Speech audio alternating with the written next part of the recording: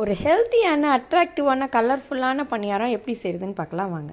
First ஒரு பீட்ரூட்டை நல்லா வாஷ் பண்ணி தோல்லாம் சீவி சின்ன சின்னதாக வெட்டி ஒரு மிக்ஸி ஜாரில் நல்லா அரைச்சி பேஸ்ட்டாக எடுத்து வச்சுக்கிறேன். நெக்ஸ்ட்டு பொன்னாங்கண்ணி கீரையை அரைச்சி தனியாக எடுத்து வச்சுக்கலாம். எல்லாத்துலேயும் தோசை மாவு பேட்டர் போட்டு மிக்ஸ் பண்ணி வச்சுக்கலாம். எந்த கீரை வேணாலும் நீங்கள் இதில் யூஸ் பண்ணலாம். இப்போது ஒரு குழிப்பணியாரம் கல் நல்லா சூடானதுக்கப்புறம் அதில் எண்ணெய் தடவி ஃபஸ்ட்டு வந்துட்டு தோசை மாவு பேட்டர் ஒயிட் கலர் ஊற்றிக்கிறேன். அதுக்கப்புறம் க்ரீன் கலர் பேட்டர் ஊற்றிக்கிறேன். அதுக்கப்புறம் ரெட் கலர் பேட்டர் ஊற்றி அதில் வந்துட்டு நல்லா எண்ணெய் விட்டு மூடி வச்சு சிம்மிலே வச்சு 2 பக்கமும் திருப்பி போட்டு வேக வச்சுருங்க.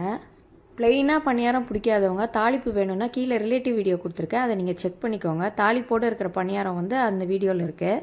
இந்த பணியாரத்துக்கு சைட் டிஷ் வந்துட்டு சாம்பார் தேங்காய் சட்னிலாம் ரொம்ப டேஸ்ட்டாக இருக்கும்.